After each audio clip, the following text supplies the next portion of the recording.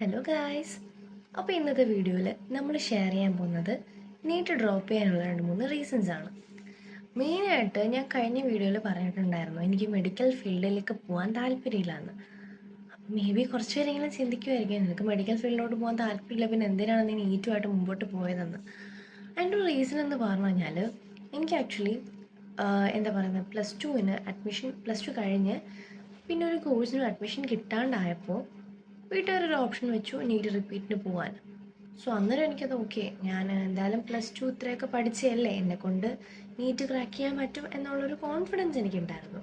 പക്ഷേ ഞാൻ കോച്ചിങ്ങിന് പോയി ഒരു 2 മാസം കഴിഞ്ഞപ്പോഴത്തേനും എനിക്ക് ആ കോൺഫിഡൻസ് അങ്ങ് പോയി.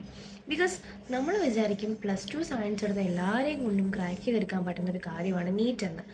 Like even plus two science പഠിച്ചവർ പ്രോപ്പറായിട്ടുള്ള കോച്ചിങ് കൊടുത്തിട്ട് പോലും എന്താ പറയുന്നത്, നീറ്റ് ക്രാക്ക് ചെയ്യാത്ത കുറേ കുട്ടികളെ എനിക്കറിയാം.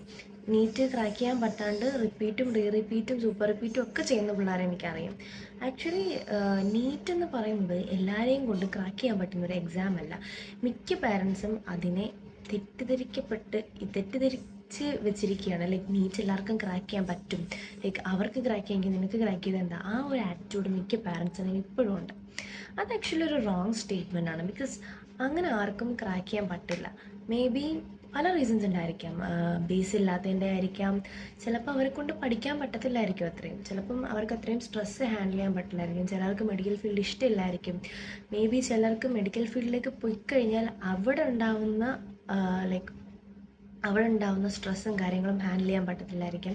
മേ ബി ഞാൻ എൻ്റെ കാര്യം തന്നെ പറഞ്ഞു കഴിഞ്ഞാൽ എനിക്ക് നീറ്റിൻ്റെ പ്രഷറെ ഹാൻഡിൽ ചെയ്യാൻ പറ്റുന്നില്ലായിരുന്നു. ഞാൻ എന്തായാലും ഇപ്പോൾ ഒരു മെഡിക്കൽ ഫീൽഡിൽ പോയി കഴിഞ്ഞാൽ അവിടുത്തെ പ്രഷർ എന്നെ കൊണ്ട് ഹാൻഡിൽ ചെയ്യാൻ പറ്റില്ല.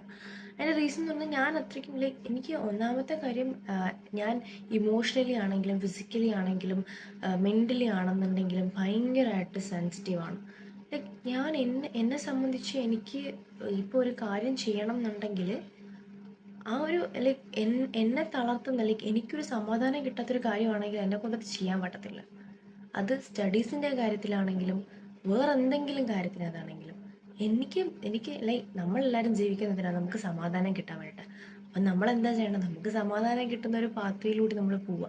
അത്രയും ഞാനും ഇവിടെ ചെയ്തിട്ടുള്ളൂ. അതുകൊണ്ടാണ് നീറ്റ് ഡ്രോപ്പ് ചെയ്തിട്ട് CUET പ്രിപ്പയർ ചെയ്യാൻ തീരുമാനിച്ചിരിക്കുന്നത്. സോ അപ്പോൾ ഇനി നീറ്റ് ഞാൻ എവിടെയാണ് പഠിച്ചത്, അങ്ങനെ കുറേ ക്വസ്റ്റ്യൻസ് എൻ്റെ അടുത്ത് കുറേ പേര് ചോദിച്ചിട്ടുണ്ടായിരുന്നു. അതിനൊക്കെ ഞാൻ അടുത്ത വീഡിയോയിൽ നിങ്ങൾക്ക് ആൻസർ തരുന്നതായിരിക്കും. അപ്പോൾ അതുവരെ ബൈ.